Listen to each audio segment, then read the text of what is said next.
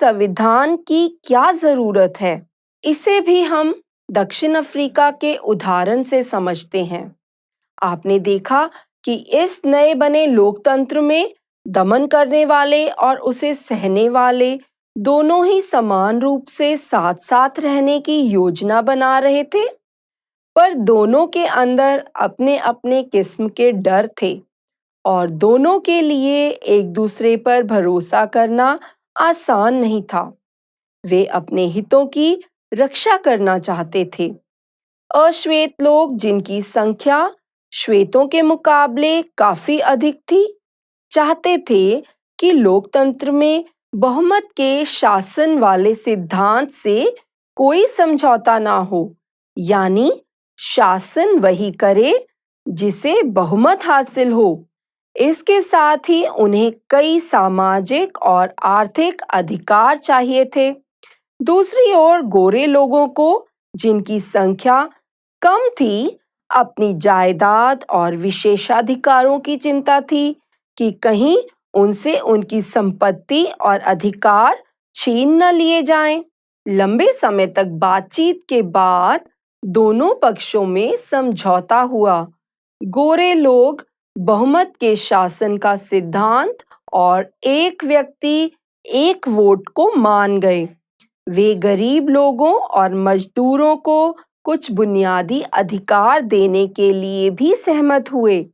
दूसरी ओर अश्वेत लोग भी इस बात पर सहमत हुए कि सिर्फ बहुमत के आधार पर सारे फैसले नहीं होंगे।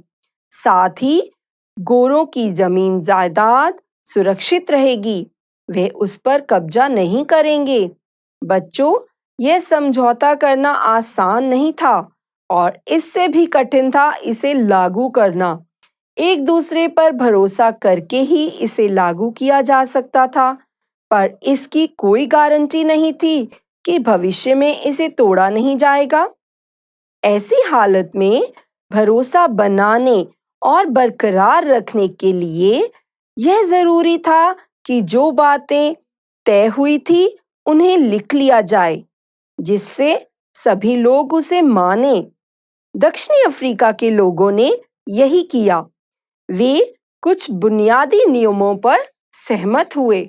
वे इस बात पर भी सहमत हुए कि ये नियम सबसे ऊपर होंगे और कोई भी सरकार इसे अनदेखा नहीं करेगी।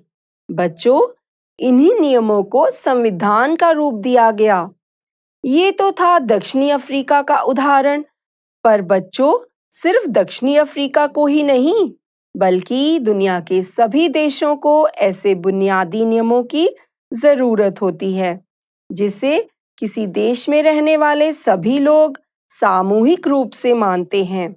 संविधान सर्वोच्च कानून होता है, जिससे किसी क्षेत्र में रहने वाले लोगों के बीच आपसी संबंध तय होने के साथ-साथ लोगों और सरकार के बीच संबंध भी तय होते हैं। बच्चों, संविधान और भी कई काम करता है। आइए देखें ये क्या-क्या करता है। पहला, ये साथ रह रहे अलग-अलग तरह के लोगों के बीच जरूरी भरोसा और सहयोग पैदा करता है। दूसरा, यह स्पष्ट करता है कि सरकार का गठन कैसे होगा और किसे फैसले लेने का अधिकार होगा। तीसरा, यह सरकार के अधिकारों की सीमा तय करता है और हमें बताता है कि नागरिकों के क्या अधिकार हैं। और चौथा, यह दिखाता है कि अच्छे समाज के गठन के लिए लोगों की क्या उम्मीदें हैं। बच्चों, देखा आपने कि संविधान कितना ज़रूरी होता है और यह क्या-क्या करता है। सभी देशों को संविधान की ज़रूरत होती है और यह ज़रूरी नहीं कि जहां संविधान हो वह देश लोकतंत्र ही हो, पर हाँ, लोकतंत्र में संविधान का होना बेहद ज़रूरी है। दूसरे शब्दों में हम ये कह सकते हैं कि लोकतंत्र संविधान के बिना चल ही नहीं सकता। और हाँ, देशों या सरकारों को ही संविधान की ज़रूरत नहीं होती, बल्कि हर संगठन, हर पार्टी को इसकी ज़रूरत होती है। हर संगठन के कुछ कायदे, कुछ नियम होते हैं जिनका पालन संगठन के सभी सदस्यों को करना पड़ता है। यह कायदे संगठन को अच्छे ढंग से चलाने में मदद करते हैं।